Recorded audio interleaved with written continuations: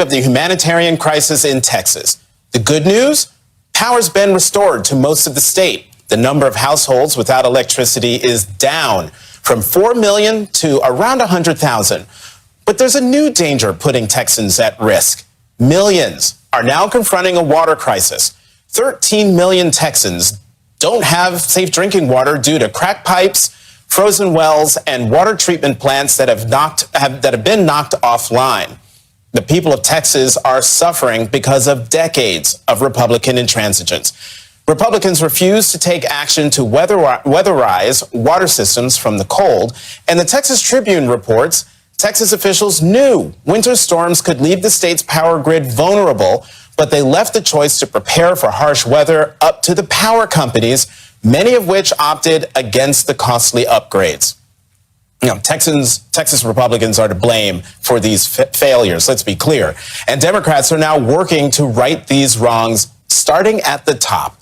On February 14th, the first day of the power outages in Texas, President Biden signed an emergency declaration that authorized FEMA to provide the state with critical equipment like generators and resources such as water and diesel fuel. President Biden spoke with the governor of Texas last night, and today, at the governor's request, announced that he'll be signing a major disaster declaration that'll provide even more relief to the state. As I said when I ran, I'm going to be a president for all America. All red, there's no red or blue. It's all about commitment that the American people make to one another.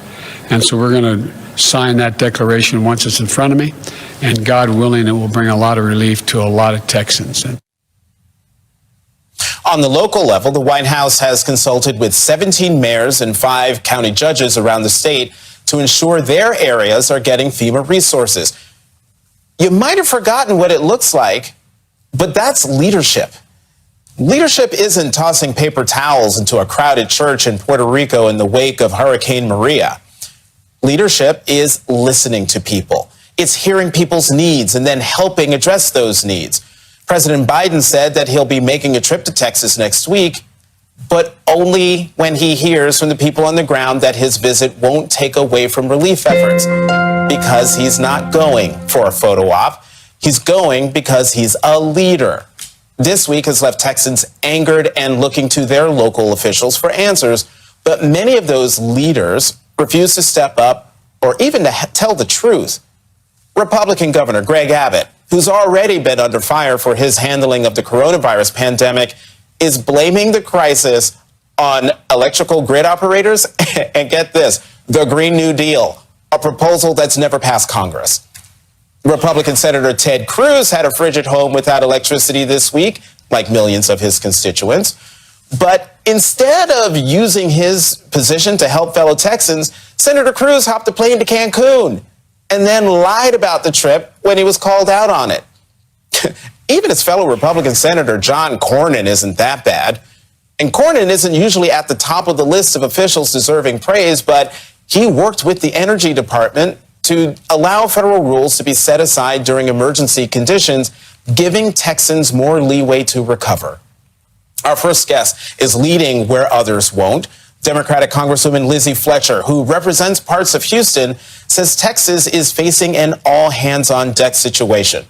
Today, Congresswoman Fletcher, along with 4 other House Democrats, wrote a letter to Governor Abbott demanding answers for why the state didn't take steps to prevent crises like this from happening after a report in 2011, 10 years ago, raised alarms about the ability of Texas infrastructure to handle winter weather. The letter says, quote, "The events of this week demonstrate that there are significant shortcomings in preparations and more must be done to protect communities disproportionately impacted by winter power outages.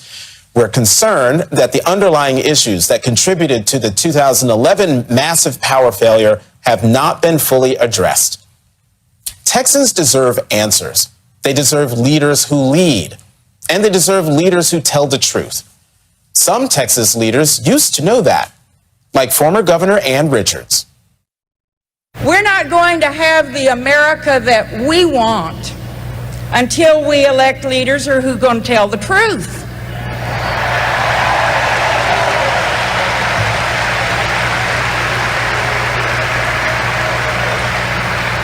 Not most days, but every day.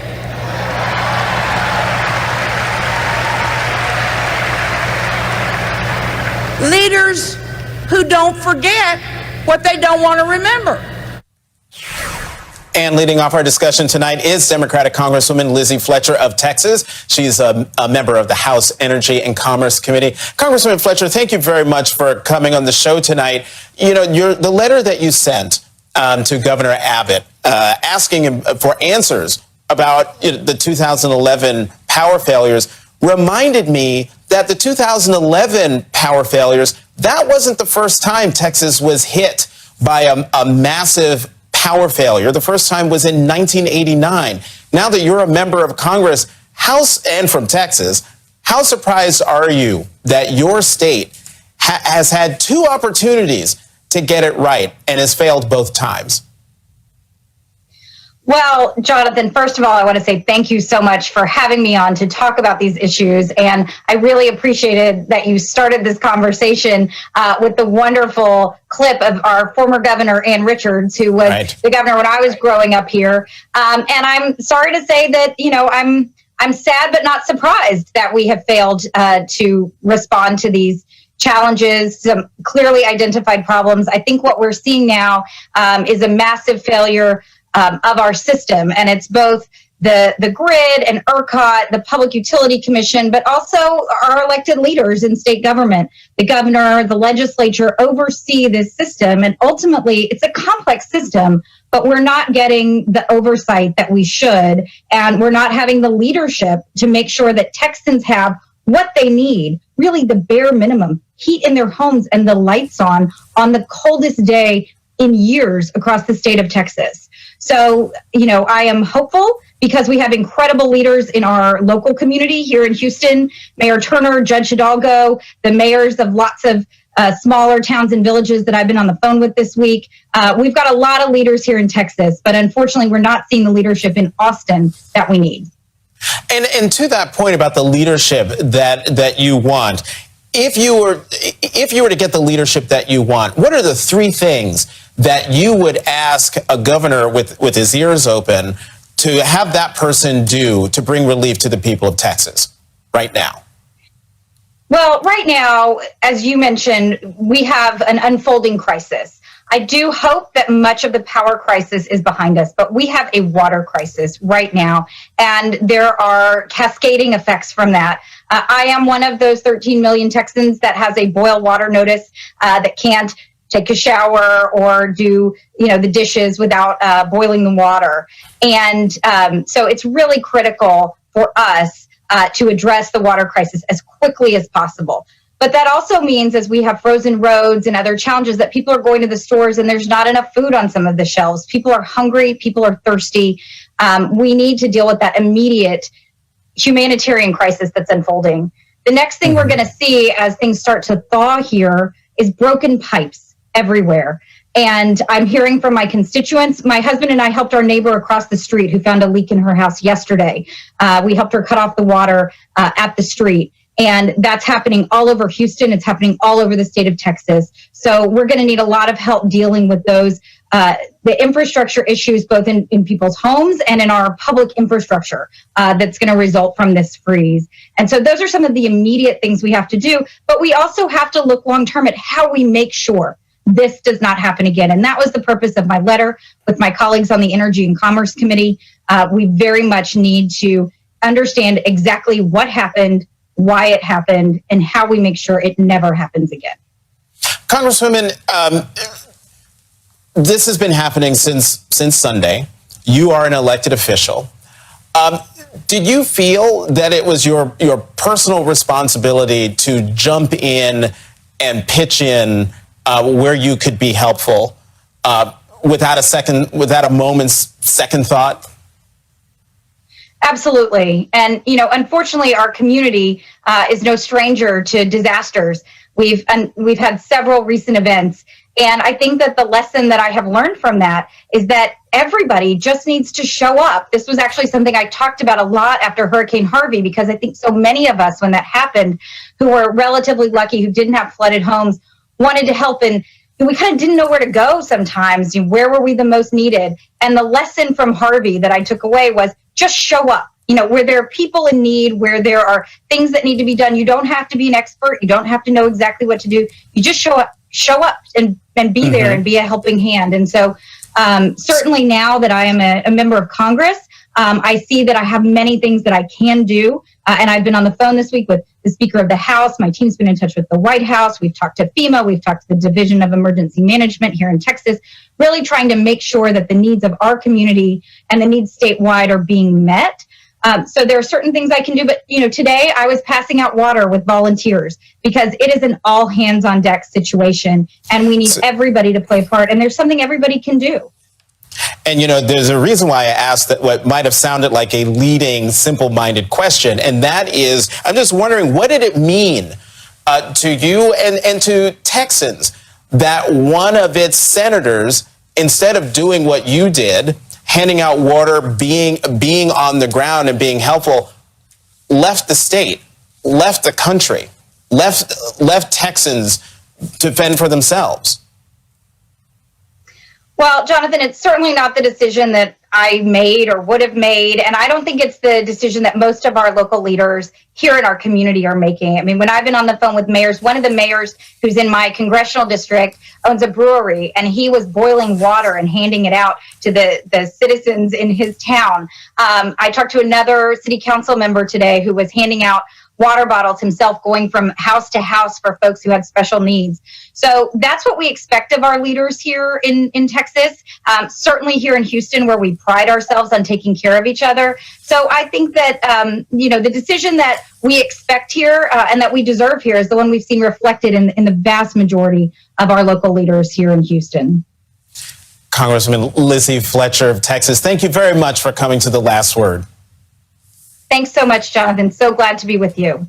And good luck down there. Coming up, food banks in Texas have gone into disaster mode. They're ramping up operations to tackle a surge in hunger after the unprecedented freezing conditions disrupted almost every part of Texas is beginning to come into focus.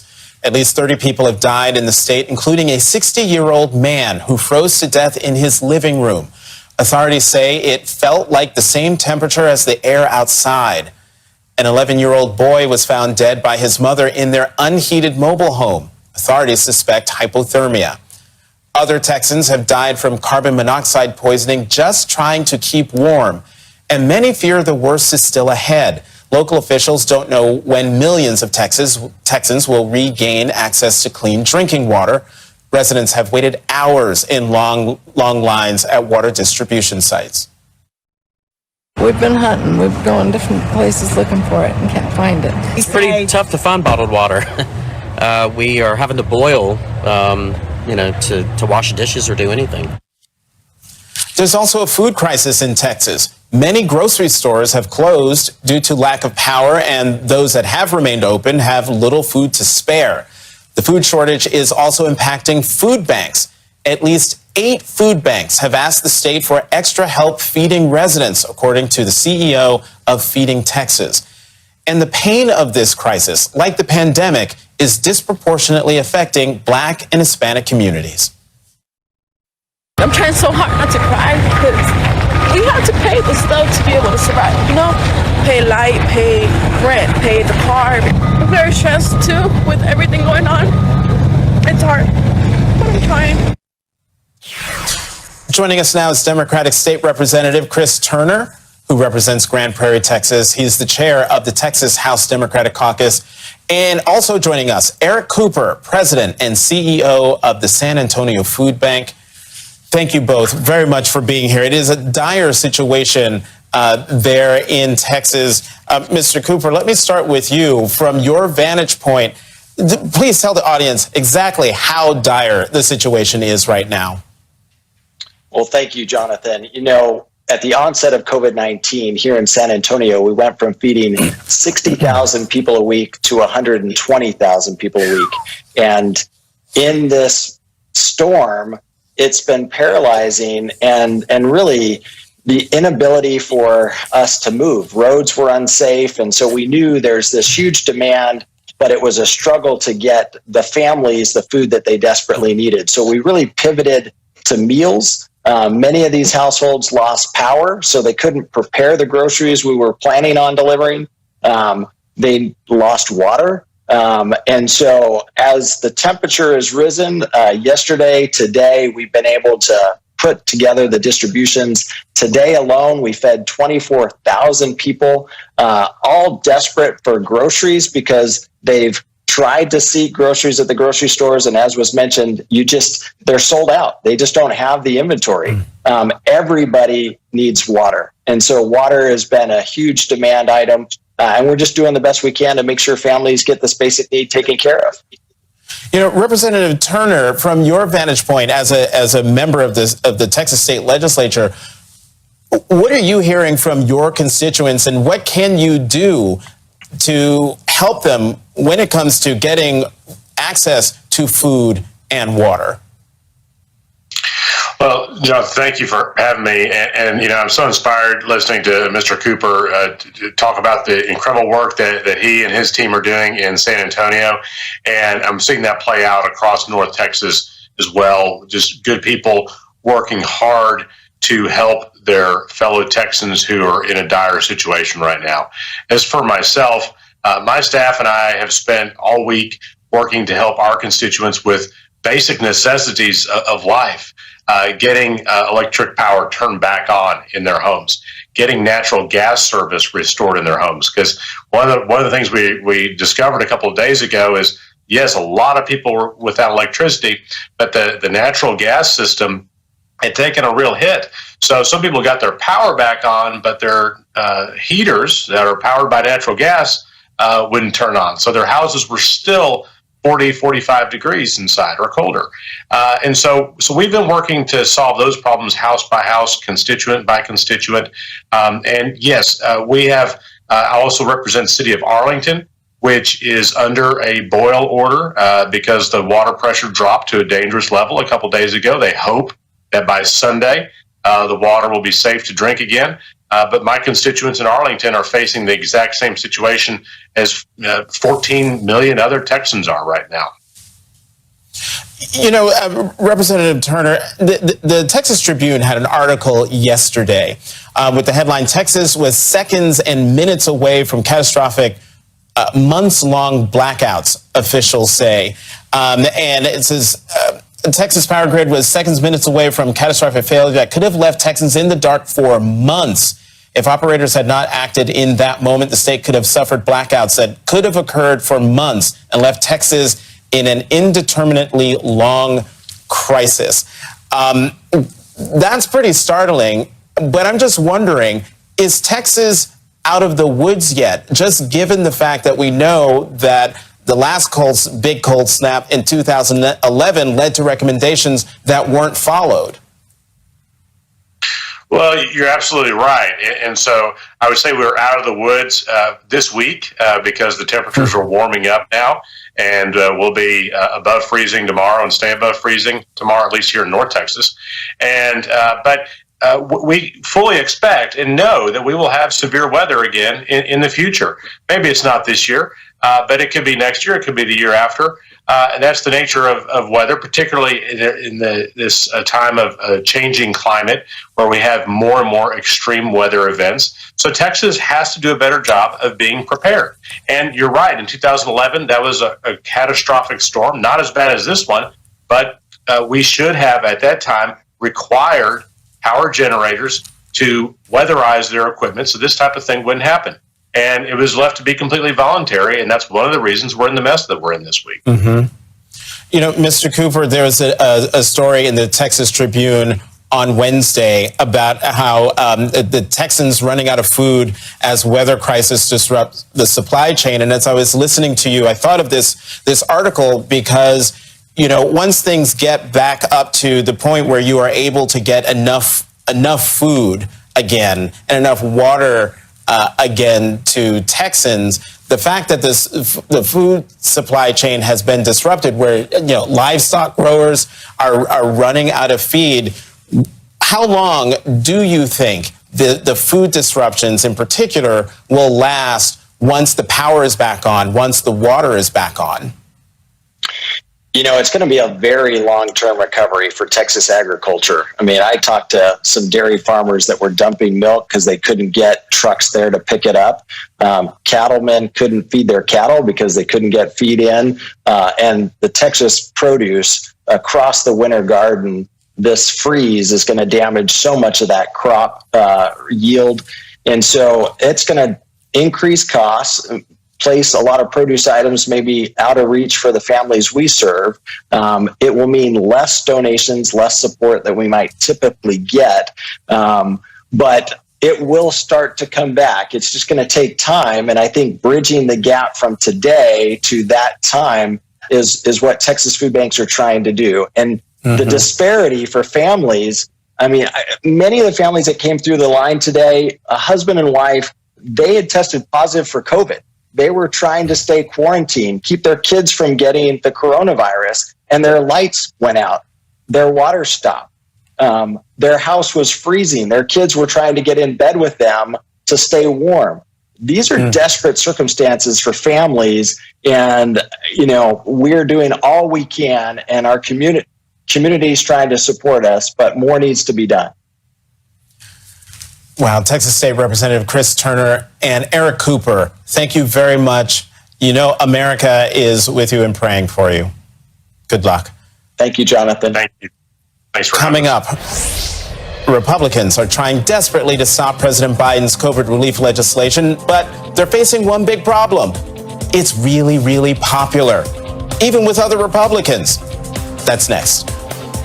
Democrats are closer than ever to getting much-needed relief into the hands of Americans.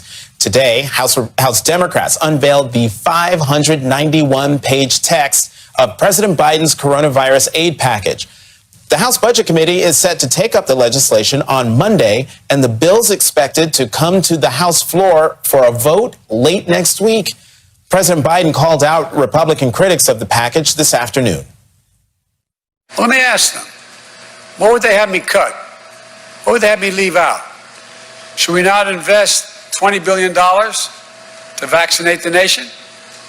Should we not invest $290 million to extend unemployment insurance for the 11 million Americans who are unemployed so they can get by? This is the United States of America, for God's sake.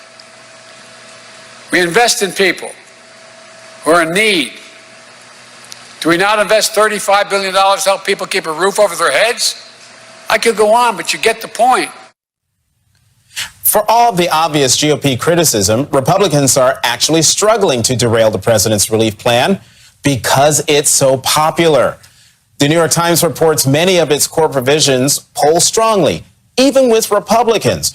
More than 7 in 10 Americans now back Mr. Biden's aid package, according to new polling from the online research firm SurveyMonkey for the New York Times. That includes support from 3/4 of independent voters, 2 in 5 Republicans, and nearly all Democrats. Joining us now are Renee Graham, opinion columnist and associate editor at the Boston Globe, and Yamiche Alcindor, White House correspondent for the PBS NewsHour and an MSNBC political analyst. Thank you both for being here. Yamiche, I'll start with you. In that clip that we saw of President Biden, I mean, he was pretty forceful there in taking it to Republicans about, well, what would you have me cut?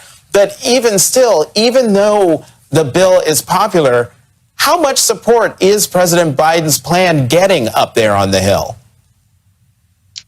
Well, what we saw was President Biden getting angry and really using this forceful tone to fight for what he believes is urgent need for the American people, and American people that are dying at higher rates, that are getting evicted from their homes. This is, of course, this is really underscoring all of the things that President Biden is saying he wants to do. And when you look at the Hill, this is really still very much a Democratic-backed bill. From the very beginning, though, of course, President Biden was talking about unity, he also was backing this process for reconciliation, which allows Democrats to pass this bill with no Republican votes. And the White House is really doing this thing where they're trying to redefine what bipartisanship is. Of course, traditionally, it's about whether or not Republicans in Capitol Hill, whether or not they vote for the bill. But they're saying that because this has backing from Republican voters, as well as Republican local officials, mayors, and governors who are in desperate need for help, they're saying we still feel comfortable calling this a bipartisan bill. So we're likely going to see a bill that has very little, if any, Republican support, but that might have Republican support outside of Washington, D.C. And Renee, that makes me wonder, does it even matter? Or does it even matter to voters if this bill passes without any Republican votes? Will voters even care? I don't think they're going to care at all, Jonathan. I think what they're concerned about is getting help. You're talking about people who've been struggling in this country for almost a solid year.